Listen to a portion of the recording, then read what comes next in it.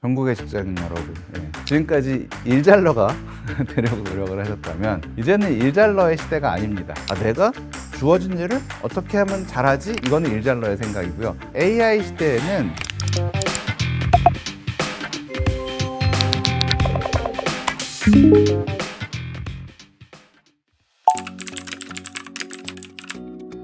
안녕하세요. 전 유호현입니다. 저는 원래 영문과를 졸업한 문과생이었고요. 문헌정보학으로 석사를 했습니다. 그리고 텍사스 대학교에 가서 문헌정보학 박사를 하다가 트위터에서 첫 커리어를 시작할 수 있었습니다. 소프트웨어 엔지니어로서 자바, 스칼라 그런 걸 열심히 공부를 했었고요. 자연어 처리 팀을 리드했었습니다. 3년간 트위터에서 일을 하고 에어비앤비로 이직을 해서 또 4년간 소프트웨어 엔지니어로 일을 했습니다. 그리고 2020년 코로나가 되면서 에어비앤비에서 대규모 레이오프가 있었어요. 그래서 그 퇴직금을 꽤 많이 받고 나왔고 그 돈을 가지고 정치 데이터 플랫폼을 한번 만들어 볼까를 생각을 하면서 옥소폴리틱스라는 프로젝트를 만들었습니다. 그래서 사업을 하나도 모르는 상태에서 비즈니스 플래닝은 어떻게 하는 건지, 비즈니스 모델은 뭔지, 그걸 비즈니스를 다 설계를 하고 투자를 받고 나서도 프로덕트도 빌딩해야 되고 점점점 내가 할 수 있는 거는 한계가 있고 사람이 할 수 있는 것도 한계가 있고 너무 비효율적이다 라고 생각을 하던 차에 AI가 나오면서 극강의 효율성을 만든 거의 첫 번째 회사처럼 돼버린 거예요. 그래서 사업 모델을 바꿔서 AI 컨설팅 사업을 하게 되었습니다. 그 수많은 회사들과 컨설팅을 한 결과 결국 제가 가진 결론은 아무리 AI 시대라고 해도 내가 좋아하는 거, 내가 잘하는 거 해야 된다. AI의 도움을 받아서 엄청 큰 일을 할 수 있다. 그래서 지금은 또다시 정치 쪽으로 돌아왔어요. AI 가버넌스 플랫폼을 만들고 있습니다. 그리고 이 플랫폼을 가지고 태제미래전략연구원이라는 곳에 같이 협업을 하면서 디지털 팀장으로 일을 하고 있습니다. 자, 창의력이 뭘까요? 특히 비즈니스에서 창의력이라는 건 뭘까요? 창의력은 굉장히 중요하거든요. 제일 중요한 게 미션이라는 것을 사업을 하면서 깨닫게 되었습니다. 그냥 창의력은 이렇게 생각해보고 저렇게 생각해보고 그러다가 좋은 아이디어다 그렇게 해서 나오는 게 아니라 내가 풀고 싶은 문제가 있고, 저 같은 경우에는 뭐 정치의 양극화를 풀어보고 싶다. 어떤 사람은 인류의 에너지 문제를 해결하고 싶다.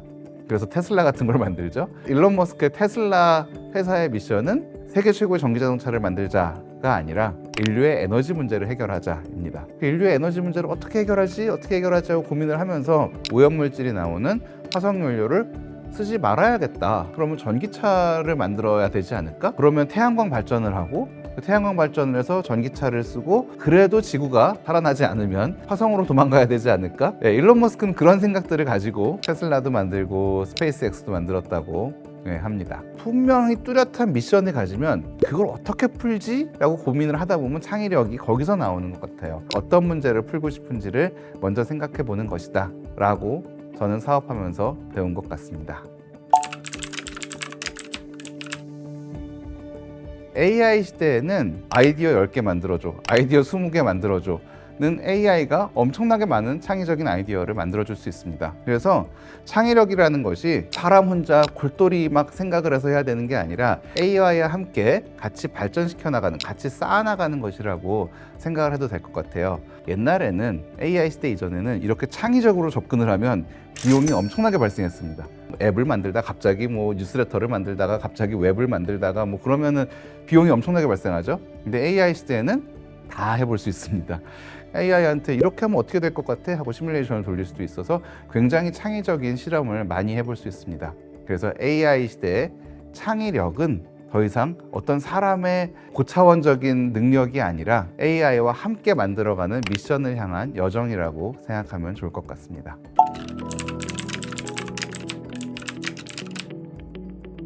창의력은 결국 어떤 미션, 어떤 문제를 풀어가는 방법을 여러 가지로 생각해 보는 거죠. 그 중에서 정말 신기한 새로운 생각을 해내기도 하고 기존의 생각을 다시 재발견하기도 하고요.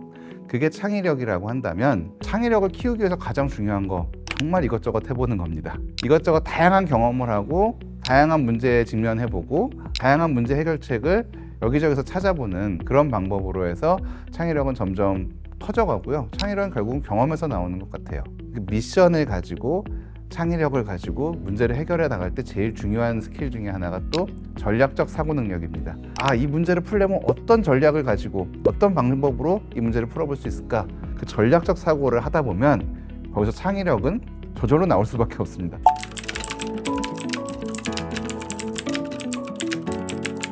전국의 직장인 여러분, 지금까지 일잘러가 되려고 노력을 하셨다면 이제는 일잘러의 시대가 아닙니다. 제가 회사에서 일을 되게 빨리 했어요. 이제 며칠 걸릴 일을 AI를 이용해서 한 20-30분 만에 해가서 갔어요. AI를 한 걸 그냥 바로 가져가 보는 퀄리티가 되게 안 좋잖아요. 근데 제가 다시 보고 AI랑 계속 여러 번 소통을 하면서 굉장히 좋은 퀄리티의 결과물을 가지고 갔어요.